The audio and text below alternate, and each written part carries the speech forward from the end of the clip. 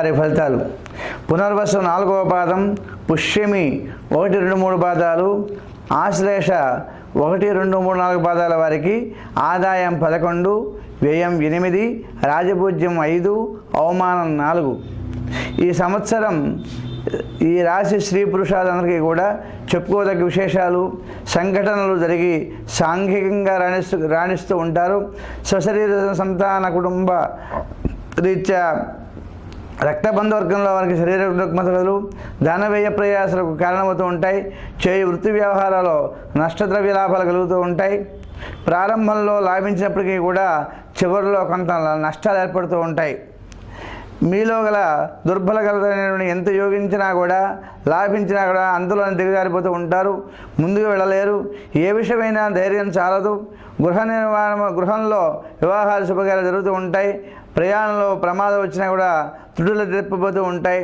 ధర్మకార్యాలు మిమ్మల్ని రక్షిస్తూ ఉంటాయి. అటువంటి మిమ్మల్ని కాపాడుకునేటువంటి ఆ యొక్క లక్ష్మీనారాయణ సంబంధమైనటువంటి పూజ చేసుకున్నట్టయితే చాలా యోగప్రదంగా ఉంటుంది. మిమ్మల్ని మీరు కాపాడుకుంటూ ఉంటారు. పిల్లల అభివృద్ధి వలన శుభకార్యాలు కలిసి వస్తూ ఉంటాయి. శారీరక బలం తగ్గినప్పటికీ కూడా మానసికమైనటువంటి గౌరవాదులకు లోటు ఉండదు. మీ వాక్చాతుర్యములచే ఇతరులను మీ వారుగా చేసుకుంటూ ఉంటారు.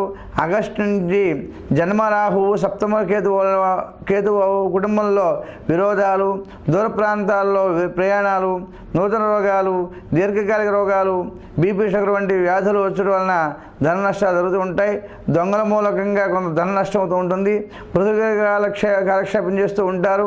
కాళ్ళకు సంబంధించిన వ్యాధులు ఎక్కువ వస్తూ ఉంటాయి. మిగిలిన గ్రహాలు అనుకూలమైనటువంటి పరిస్థితుల మీద అనుకూలంగా ఉంటూ ఉంటాయి. ఈ సంవత్సరం ఉద్యోగులందరికీ కూడా అనుకూలంగా ఉంటుంది. ఆగస్టు తర్వాత ప్రమోషన్లతోనూ కూడిన బదిలీలు వస్తూ ఉంటాయి. అధికార అనుగ్రహం కలుగుతుంది. గృహ నిర్మాణాలు, ఇంటి స్థలం కోసమై స్థలం సేకరించడం, విదేశీ ప్రయాణాలు కూడా కలిసి వస్తూ ఉంటాయి. కేంద్ర రాష్ట్ర ప్రభుత్వాలలో పనిచేసే వారందరికీ కూడా డిప్యుటేషన్పై వేరొక శాఖకు బదిలీ అవుతూ ఉంటారు. నిరుద్యోగాలందరికీ కూడా ఈ సంవత్సరం ఆశాజనకంగా ఉండదు. ఏదో ఉద్యోగం లభించి స్థిరత్వం పొందుతూ ఉంటారు. ప్రైవేట్ కంపెనీ వారందరికీ కూడా పనిచేసే వారందరికీ కూడా జీతభత్యాలు పెరుగుతూ ఉంటాయి. అట్లాగే సంవత్సరం రాజకీయ నాయకులకి గ్రహబలం బాగుంది.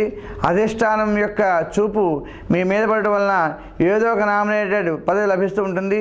ప్రజలు మనల్ని పొందుతూ ఉంటారు. గుర్తింపు లభిస్తూ ఉంటుంది. ప్రజా సంబంధమైనటువంటి కార్యాలను కూడా పూర్తి చేసి వారి మనల్ని పొందుతూ ఉంటారు. ఎన్నికల్లో పోటీ చేసిన ఎడల ఖచ్చితంగా విజయం సాధిస్తూ ఉంటారు. ఈ సంవత్సరం కళాకారులకు గురుబలం బాగా ఉంది. అవకాశాలు బాగా వచ్చి విజయం సాధిస్తూ ఉంటారు. ప్రత్యేకమైన స్థానం వస్తుంది.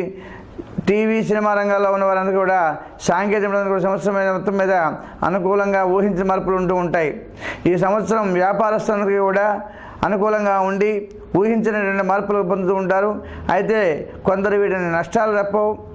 ఇనుము, గృహ నిర్మాణానికి, కాంట్రాక్టర్లకు మంచి లాభాలకంగా యోగప్రదంగా ఉంటుంది. మొత్తం మీద కూడా ఈ సంవత్సరానికి అన్ని విధాలుగా బాగుంటుంది. స్త్రీలందరికీ కూడా మాట వెలుగునిస్తారు. మీ పేరులో స్థిరాస్తులు, విలువైన వస్తువులు కొనుక్కుంటూ ఉంటారు.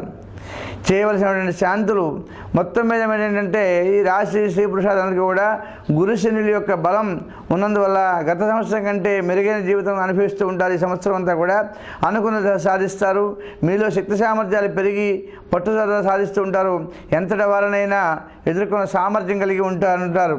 కానీ జన్మరాహు వలన కొంత ఇబ్బంది కలుగుతూ ఉంటుంది. కాబట్టి ఈ రాహు శాంతి కోసం మంగళవారం కానీ, మాస శివరాత్రి రోజున కానీ ఈశ్వరాభిషేకం చేసే మంచిది. మంగళవారం నియమాలు పాటించాలి. రాహుకేతులకి జపం చేయించుకునే యెడల చాలా యోగప్రదంగా ఉంటుంది.